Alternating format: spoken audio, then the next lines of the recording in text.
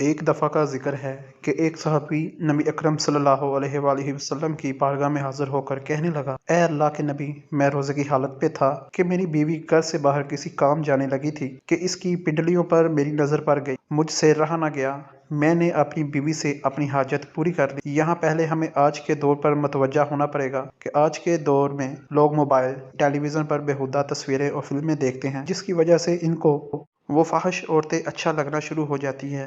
ایسے لوگ اپنی بیوی کو وقت دینے کی بجائے موبائل اور انٹرنیٹ پر زیادہ وقت صرف کرتے ہیں، جس کی وجہ سے یہ مرد اپنی بیویوں کو وقت دینے کی بجائے انٹرنیٹ اور دوسرے بیہودہ ذرائع پر اپنا وقت صرف کرنا شروع کر دیتے ہیں، جس کی وجہ سے گھروں میں لڑائی جھگڑے عام ہوتے ہیں۔ اس طرح مرد اپنی بیویوں سے بیزار ہو جاتے ہیں۔ مرد کو جو رغبت اللہ تعالیٰ کی طرف سے حاصل ہوتی ہے وہ رغبت ختم ہو جاتی ہے۔ میاں بیوی میں رغبت کا ختم ہو جانا ان مردوں اور عورتوں کی سزا ہوتی ہے جو بدنگاہی سے پرہیز نہیں کرتے۔ اس کی مثال ایسی ہے جیسے کہ آپ کو باہر کے لذیذ کھانے کا چسکا پڑ جائے تو آپ کو گھر کی پکی پکائی چیز کبھی بھی پسند نہیں آئے گی۔ باہر کے کھانوں سے ایک تو انسان کے پیسے ضائع ہوتے ہیں، دوسرا آپ کی صحت بھی جلد خراب ہو جاتی ہے۔ اسی طرح جب کسی انسان کو بازاری عورتوں کو دیکھنے کا چسکا لگ جائے تو اس کو اپنی بیوی اچھی نہیں لگتی، وہ جلد اپنی صحت سے ہاتھ دھو بیٹھتا ہے۔ حرام کاری کرنے والے آدمی کا گھر تباہ ہو جاتا ہے کیونکہ اس کو اپنی بیوی میں رغبت نہیں رہتی۔ صحابہ اکرام رضی اللہ تعالیٰ عنہ اپنی نظروں کی حفاظت کیا کرتے تھے، بیوی کی پنڈلی پر نظر پڑنے سے رہا نہ گیا۔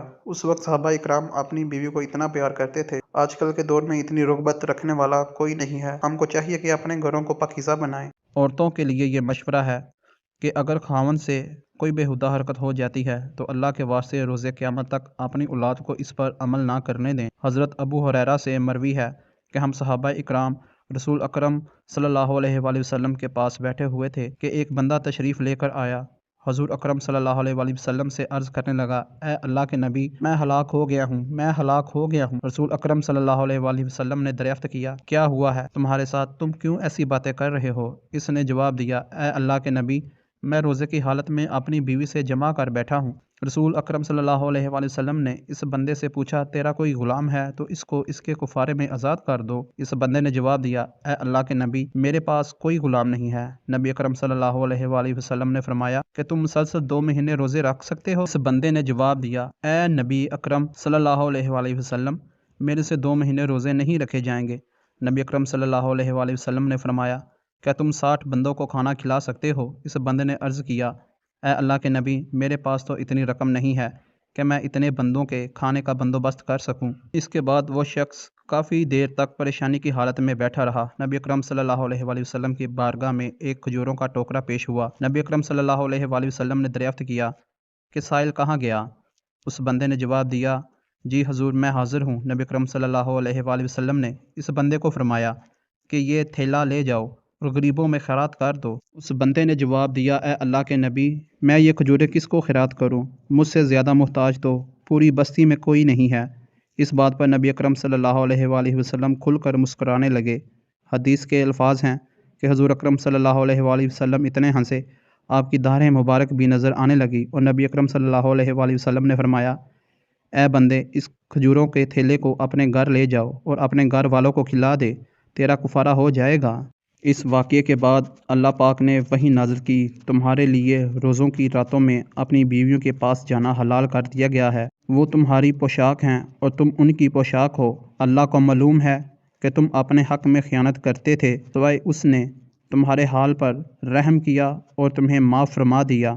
پس اب روزوں کی راتوں میں بے شک ان سے مباشرت کیا کرو، اور جو اللہ نے تمہارے لیے لکھ دیا ہے چاہا کرو۔ درج بالا آیت کریمہ میں بڑے واضح انداز سے ماہ سیام میں صرف رات کے اوقات میں ہی جمع کرنے کی اجازت دی گئی ہے۔ اگر کوئی حالت روزہ میں جمع کرتا ہے تو اس کا کفارہ اور قضا واجب ہو جاتا ہے۔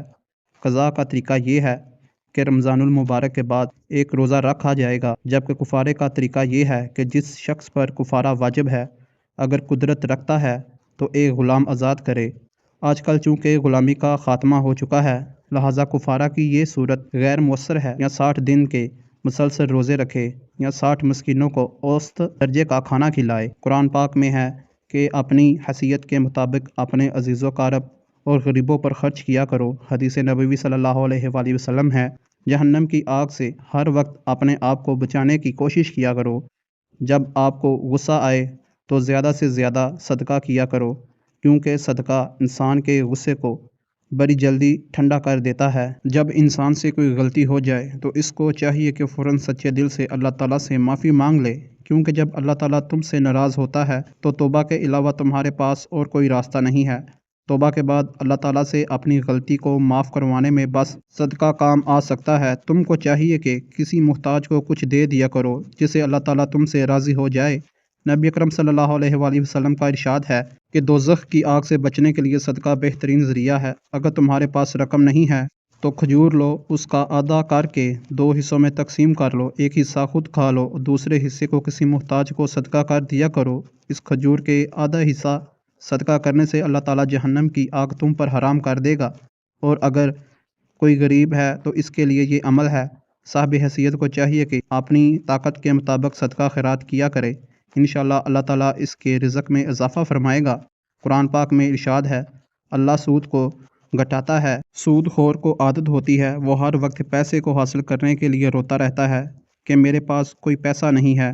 نبی اکرم صلی اللہ علیہ وآلہ وسلم کا فرمان ہے کہ صدقات کو اللہ بڑھاتا ہے، دنیا آخرت میں صدقات کو اللہ بڑھاتا رہتا ہے۔ اللہ اکبر۔ اللہ پاک ہمیں رمضان کی برکت سے معاف فرمائے اور ہمیں دن رات نیک اعمال کرنے کی توفیق عطا فرمائے۔